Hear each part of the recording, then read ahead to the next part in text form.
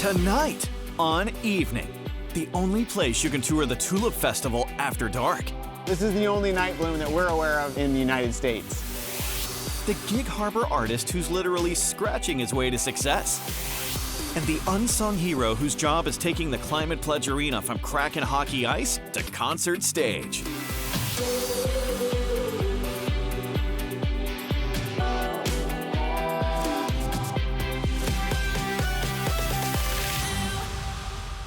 Hello and welcome to the show. I'm Jose Cedeño coming to you from Skagit Valley where the flowers are in full bloom. And right now the Tulip Festival is happening and there's only one farm, only one that will let you pick the flowers. What is You Pick Tulips? An opportunity for people to get out into the field and make their very own bouquet. This way you get to come out and pick which flowers look best to you. And I know we have the buckets, Yep. But do we have other tools to do this or no? No, so You Pick, we use our hands. Okay. So it's very easy. You just get right down in there, you grab the stem, give it a yank, and it pops right out of the bulb. I think this is the one I'm going for. I kind of feel bad when I'm taking it off the ground. You don't need to feel bad. What's the price? $15 for just the bucket. How many flowers I can pick? You get 10 stems per bucket. 1, 9 more to go. 9 more to go, 9 more to go. People spend hours, they walk up and down these trails looking for the flowers that they want to add to their bouquet. Intimate and personal experience. It's very intimate and personal, and it gives you a chance to connect. What is it about the tulips that people are just fascinated? It's spring, it's life, it's hope. That's just fun, actually. It's fun. Yeah. For this festival, how many farms are part of it? There are 5 farms that people can visit for the Skagit Valley Tulip Festival. After people pick their tulips, they get to come up here to the wrapping station and they turn their bucket of flowers into a bouquet. Well, here's my bucket. Oh no, you get to do the work. Oh. We just show you how to do it. We just demonstrate. Okay. We take off all of the leaves, so you just start ripping the leaves off. We have rubber bands and plastic wraps. Will you hire me here? Yes. The festival is happening all the way to the end of this month. Now, there's another thing that sets this place apart because it's the only farm that lets people into the tulip fields after dark. On any spring day at Tulip Valley Farms in the Skagit Valley, you'll find fields of flowers, mini cows, and color everywhere. But they're planting much more than tulips here. After the sun goes down, this farm comes to life with tens of thousands of lights, illuminating a new way to fall in love with tulips, experiencing them after dark. I'm Holly. And I'm Andrew Miller, and you're at Tulip Valley Farms Night Bloom. This is the only night bloom that we're aware of in the United States. Night bloom is an opportunity to enjoy the tulips at night. We thought that it would be a lot of fun to invite all of our friends and neighbors out to the tulip field, and it's really taken off. Think of it as a family-friendly flower rave. Lasers light one tulip field. Another field of flowers serves as a screen for psychedelic projections. It's beautiful. Tiny bulbs are slipped into hundreds of tulips, turning them into living nightlights. And this blacklight garden illustrates how tulip pollen glows in the dark. I like the tulips over there with the pollen in there. That is really cool. It's really cool. It's unexpected. There's also food and entertainment, like Mount Vernon High School's folklorico dancers in traditional Mexican costumes that rival the tulips for color. And guests are welcome to walk through the tulip fields under the moonlight and just listen to the frogs. A new perspective on the festival we're all familiar with. People get really excited about it. They're like, night bloom, what's that? And I tell them, and they're like, ooh, I want to come to that. Even locals who hate the tulips. Blooms bringing joy and light, no matter what time you visit. I love when the people come and they've got these big smiles on their face. Okay, Night Bloom happens Fridays and Saturdays from 8 p.m. to 10 p.m. Admission is $18 for adults and $10 for kids. Now let's go all the way to Gig Harbor because Saint found a local artist that is literally scratching his way to success. Most people have never heard of Scratchboard, never heard of it. Most people think they're photographs, and people do get confused. They think it's a photograph, but it's not. These are the works of Steve Hammond, a Gig Harbor artist who seems to have discovered Zen and the art of drawing in reverse. I wear a glove so I don't mark the board with the oil of my hand, and it's just a slow process of taking the black away to reveal the lightest areas and sometimes leaving the black altogether so that you don't have to scratch it at all. It works just fine. Steve started his career making big splashes with colorful portraits of animals. Now his canvas is a hard board with white chalk and layers of black India ink baked on top. Every flick of a scalpel reveals the white underneath, breathing life into his art.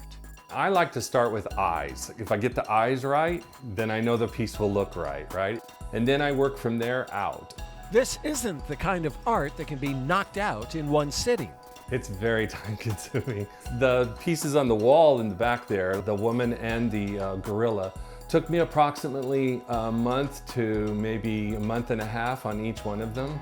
Steve has already been working on this gray crane for 2 weeks. Feathers take a long time because they're little tiny scratches next to each other. Watching Steve work is a bit like being in the presence of a Zen master.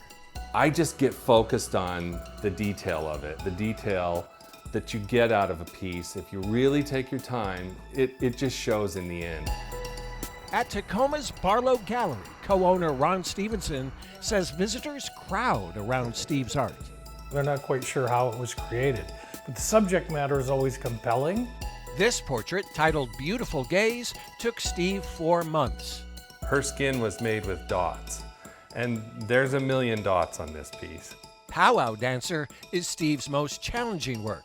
And that's because it has feathers, it has skin, it has leather, it has beads.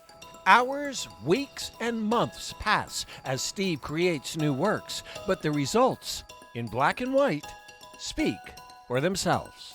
It amazes me at times. I'm like, this turned out really cool. It's really wonderful. That's the best part about the art form. It's so unique.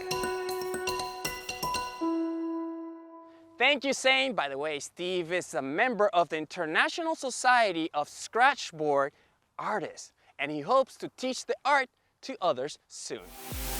Up next, the unsung hero who leads the transformation of Climate Pledge Arena from hockey ice to concert stage. And the ultimate way to see the Skagit Valley's tulips from high in the sky. But in the air definitely offers a completely different perspective.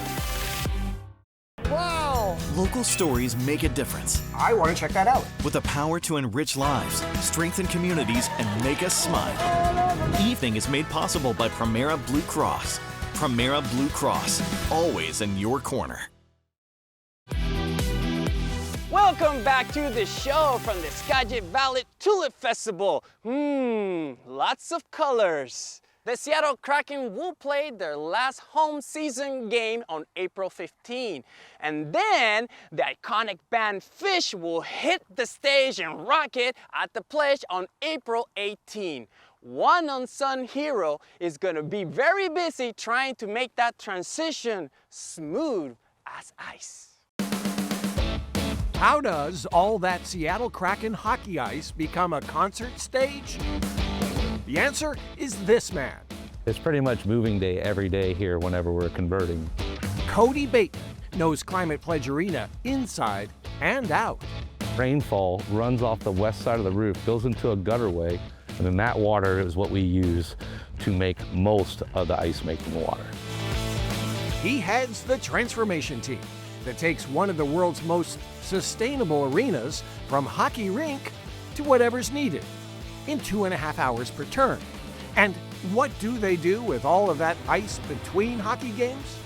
All the concerts, basketball games, gymnastics, circuses, whatever else that we have coming in here, that happens on top of the ice during hockey season. So the ice actually stays in the entire hockey season.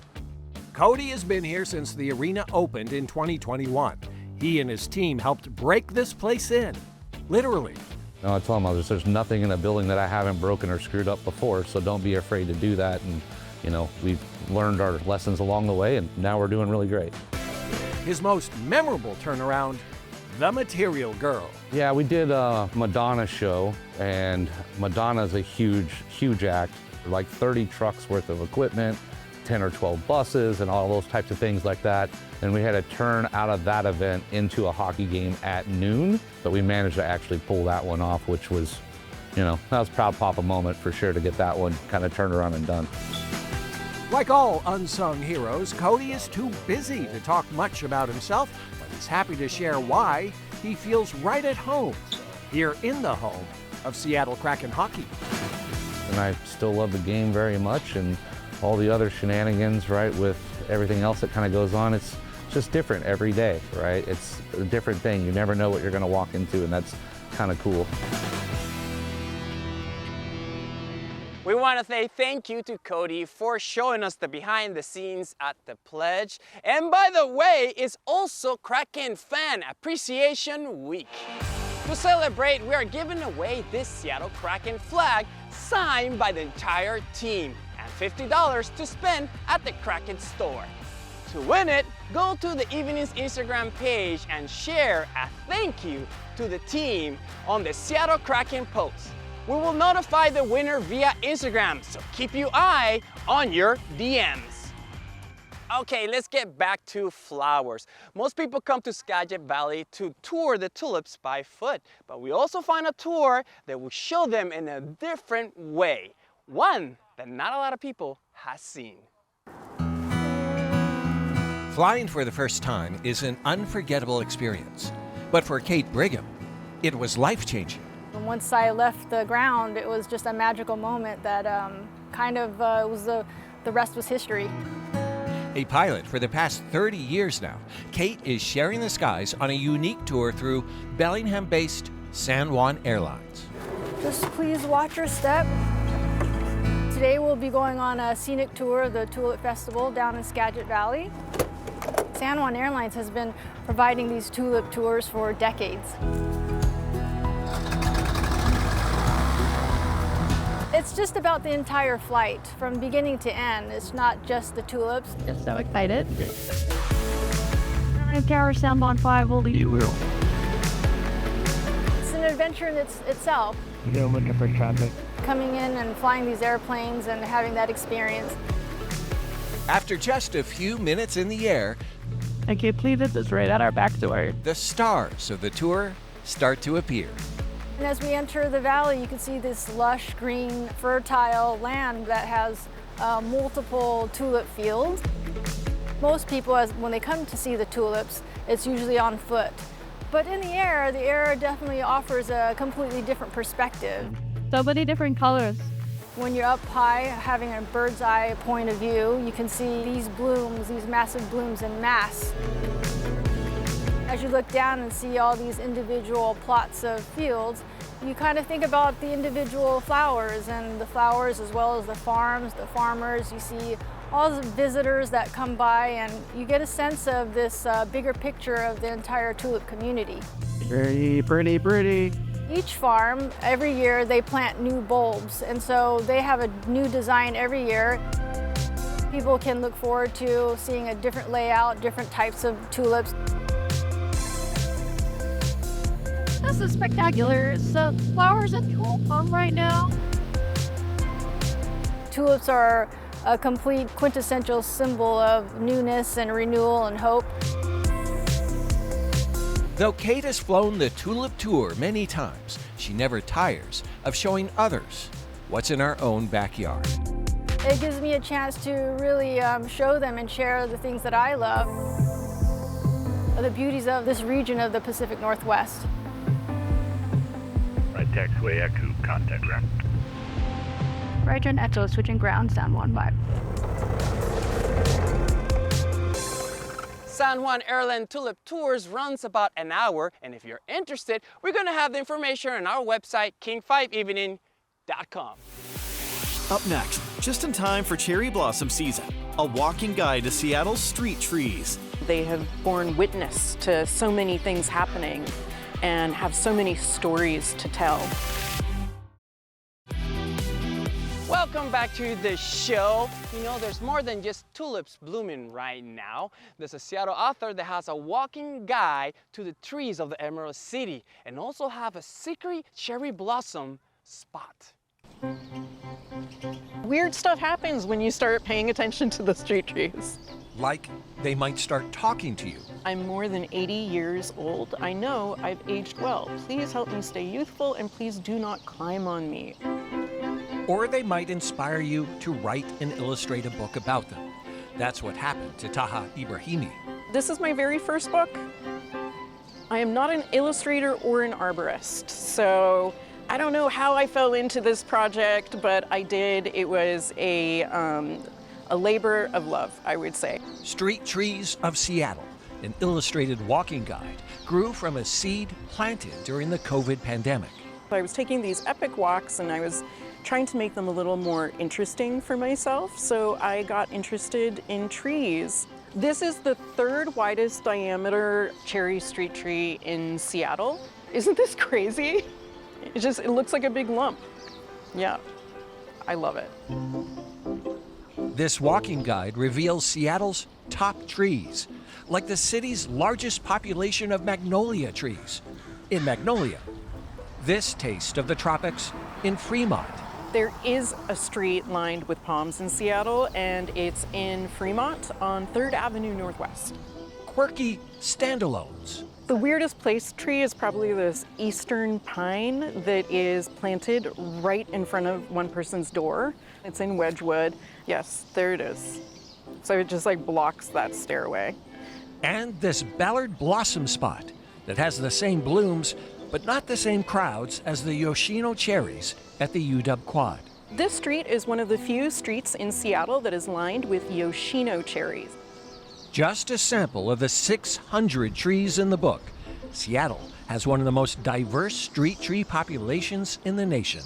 So you can smell it from here, and there are only 83 eucalyptus street trees in the entire city. And each tree has a story, which Taha discovers by chatting up the neighbors. You grew up with this tree? My uncle told me that those little seeds turned into fire trucks that I planted them. It's been a beautiful tree. It's so much fun to have. Tree walks are also good for you. They say that just 20 to 30 minutes outdoors in nature near trees will improve your well-being. So next time you take a stroll, look up. Do you see the seeds up there? Or down. And I do a lot of this. The trees might have something interesting to tell you. Just the fact that they've been here for so long, they have borne witness to so many things happening and have so many stories to tell.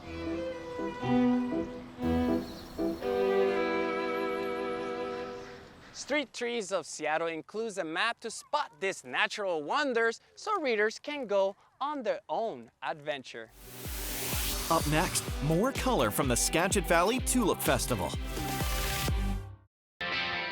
Now in our 39th season, Evening shares local stories that make our community shine. Thanks to support from PEMCO Insurance. PEMCO empowers the Northwest to prevent the preventable. Learn how at PEMCO.com. Welcome back to the show. I do want to say thank you to the Tulip Valley Farm for hosting us tonight, and also want to remind you guys that the Skagit Valley Tulip Festival is happening all the way to April the 30th. A little tip, come on the weekdays, it's less crowded. Now I'm going to leave you with more images of flowers and colors. Till the next time, ciao. Tulips are beautiful. For a very short period of time, you get this glorious, colorful bloom.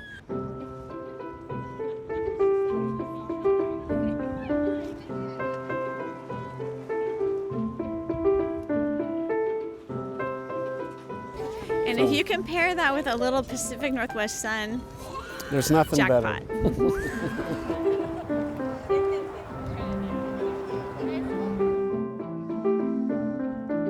everything looks so new. Yeah. And yet there's a few that are just like those red ones over there are so developed, and then there's others that are just barely. They're just barely budding. In a couple weeks, it'd be even more.